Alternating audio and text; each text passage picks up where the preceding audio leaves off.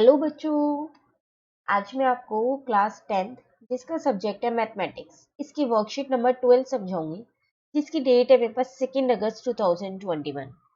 आज की वर्कशीट में हम fundamental theorem of arithmetic chapter number 1 है, ये हमारे पास एनसीईआरटी का, इसको जानेंगे। ठीक है, क्या होता है फंडामेंटल थ्योरम ऑफ अरिथमेटिक, चलिए जानते हैं। यहाँ पर देखो, सबसे पहले आपके पास यहाँ पर लिखा है लेट्स रिकॉल। आपको रिकॉल करना पड़ेगा कि प्राइम नंबर क्या होते हैं और फैक्टर क्या होता है।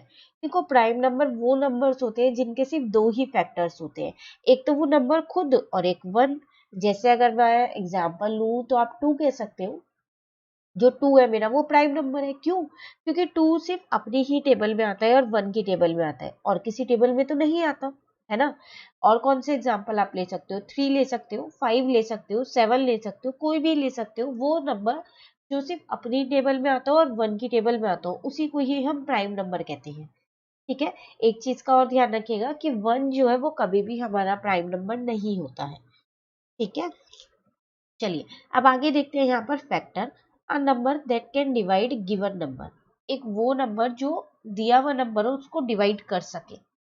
ठीक है ना। अब फैक्टर ट्री की बात करें तो ये आप लोगों ने पहले की क्लासेस में भी किया हुआ है, और कई बच्चों को तो ये फैक्टर ट्री बनाना बहुत अच्छा लगता है ना। चलिए यहाँ देखते हैं फैक्टर ट्री क्या होता है। It is a representation of factors of a number till we reach its prime factor by factorizing at each step। कह रहा है ये क्या करता है कि फैक्टर्स को रिप्रेजेंट करता है, एक नंबर के कितने फैक्टर्स होते हैं उन्हें रिप्रेजेंट करता है। और अब इसे हम कब तक कंटिन्यू करते रहते हैं, जब तक हम प्राइम फैक्टर पे ना आ जाए, मतलब कि उस नंबर पे ना आ जाए जो किसी और के टेबल में नहीं आता है।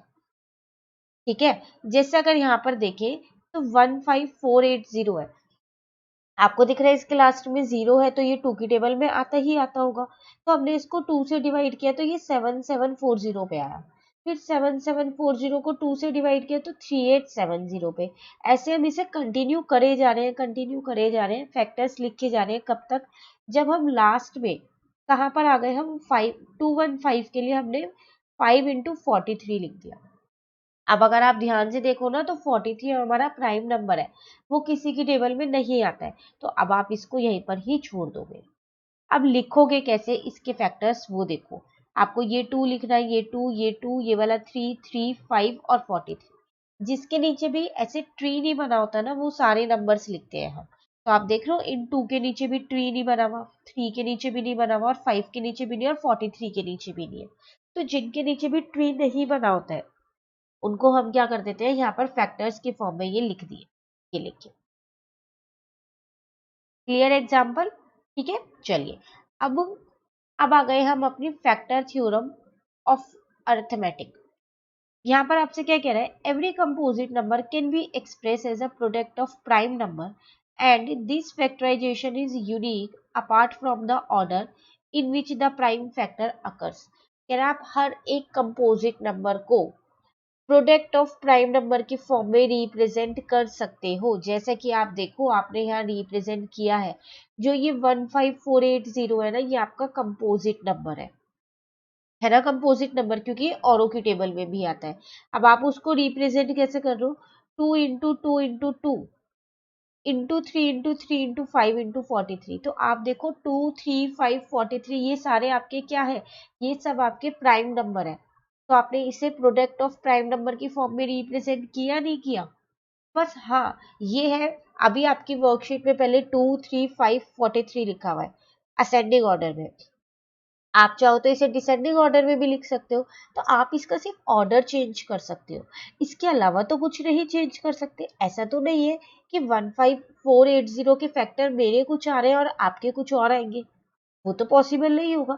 तो फंडामेंटल थ्योरम ऑफ अरिथमेटिक हमको यही कहती है कि हम हर एक कंपोजिट नंबर को प्रोडक्ट ऑफ प्राइम नंबर की फॉर्म में एक्सप्रेस कर सकते हैं। बस बात अलग ये आएगी कि आप किस ऑर्डर में उसको लिख रहे हो। ठीक है, चलिए अब आगे आते हैं। यहाँ पर अब है application of fundamental theorem of arithmetic.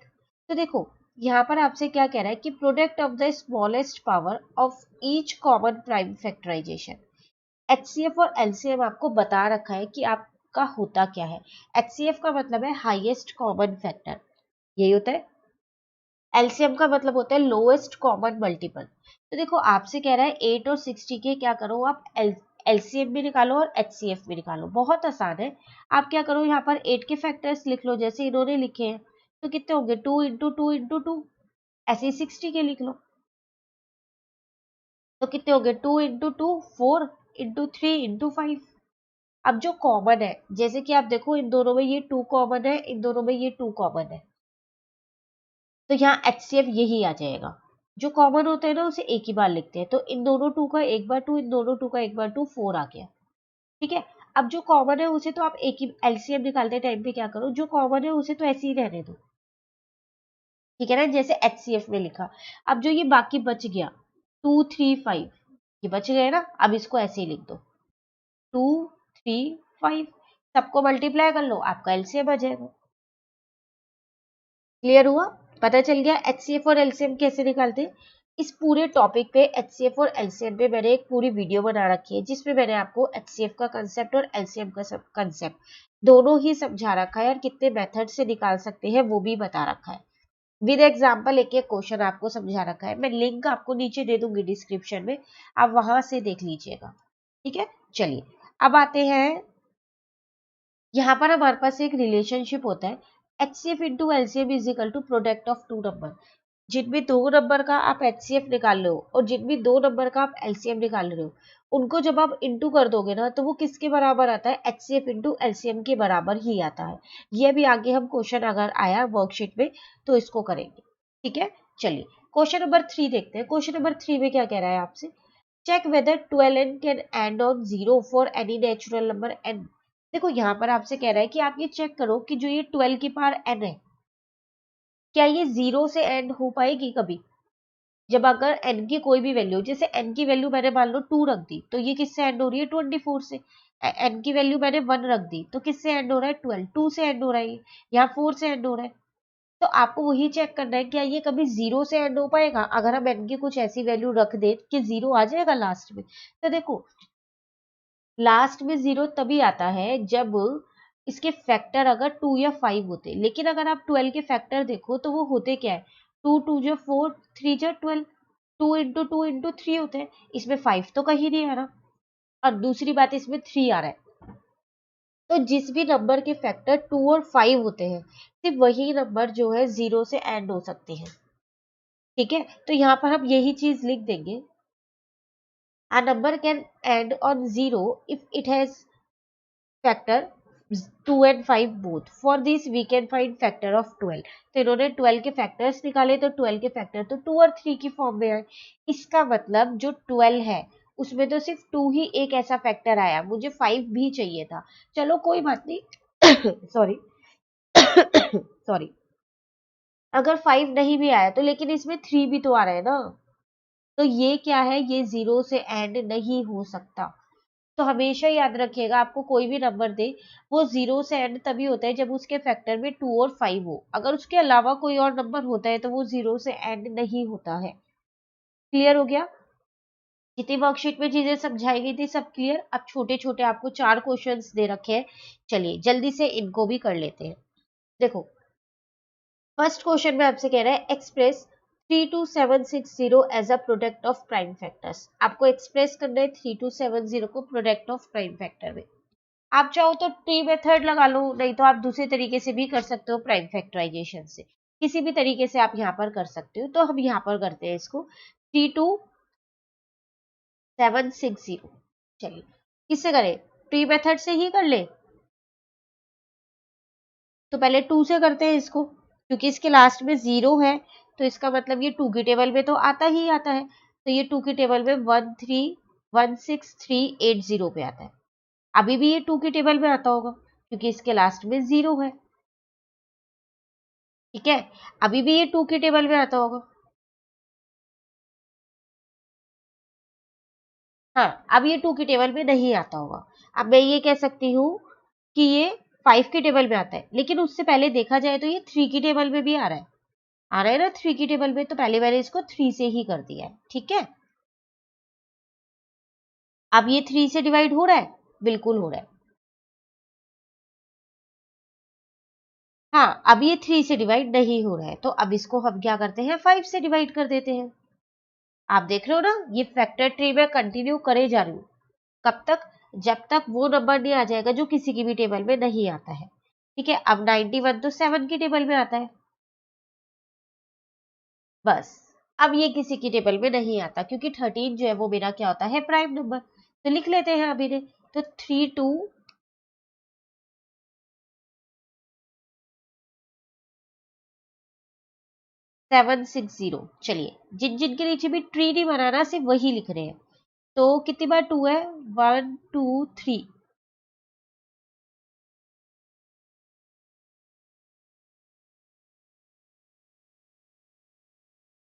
ठीक है, यहाँ से मैंने ये दोनों 3 भी लिख दिए। अब बात आती है किसकी? 5 की, 7 की और 13 की। आप चाहो तो इसे एक्सपोनेंशियल फॉर्म में भी लिख सकते हो। 2 की पावर 3, 3 की पावर 2 इंटू 5 इंटू 7 इंटू 13।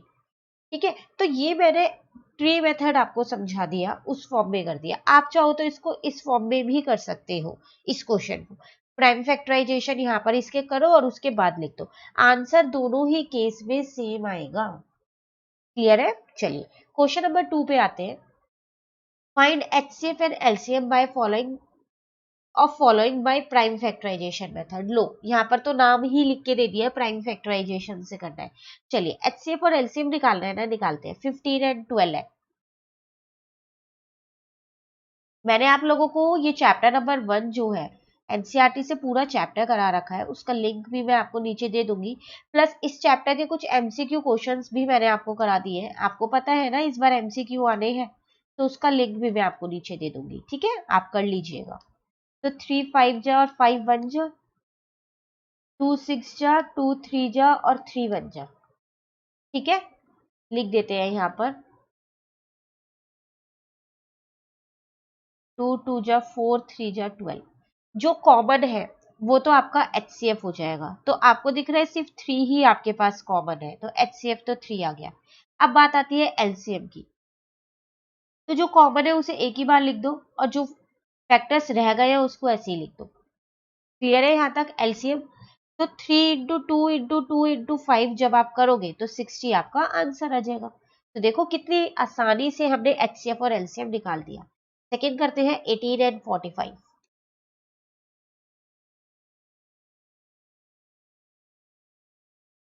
तो 18 के फैक्टर होंगे, 2 के टेबल में जाता है, 2 9 जा, 3 3 जा और 3 1 जा। 45 3 से भी जाता है, 45 और 5 से भी जाता है। तो पहले मैं यहाँ पर क्या करती हूँ, 3 से ही कर देती हूँ क्योंकि वो छोटा नंबर है। 3 15 जा, 3 5 जा और 5 1 जा। ठीक है, अब यहाँ लिख लेते हैं। तो 2 इंटू 3 इंटू 3 और 45 को भी लिख देते हैं। 3 3 जा 9, 9 5 जा 45। जो कॉमन है वो तो आपका एचसीएफ आ जाएगा। तो देखो दोनों में दो दो बार 3 आ रहा है, तो 2 बार ही लिखूंगे। एक पेयर का एक 3 लिखा है। ठीक है, 3 3 जा 9। अब करें एलसीएम की बात, तो ये 3 और 3 जो कॉमन थे वो तो ऐसे ही रह गए। अब जो बाकी 2 और 5 बचा वो भी मैंने यहाँ पर लिख दिया।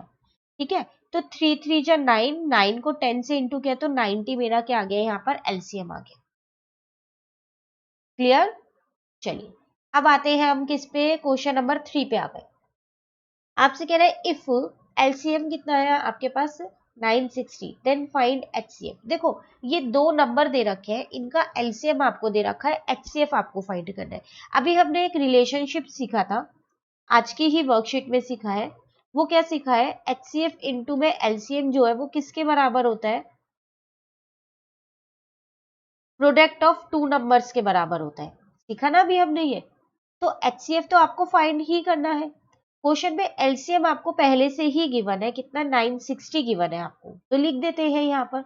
अब बात आती है प्रोडक्ट ऑफ टू नंबर, दो नंबर का मल्टीप्लीकेशन। तो ये दो नंबर होंगे कौन से, ये दो नंबर ये वाले हैं, जिनका भी हम एचसीएफ या एलसीएम निकालते हैं वही होते हैं मेरे दो नंबर।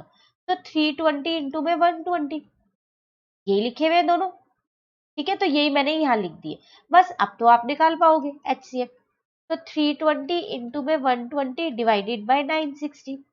अब आप चाहो तो पहले 0 से 0 कट कर लो, ठीक है ना। अब आप 96 को देखो तो ये 12 की टेबल में 8 पे आता है और 120 जो है वो 10 पे आता है।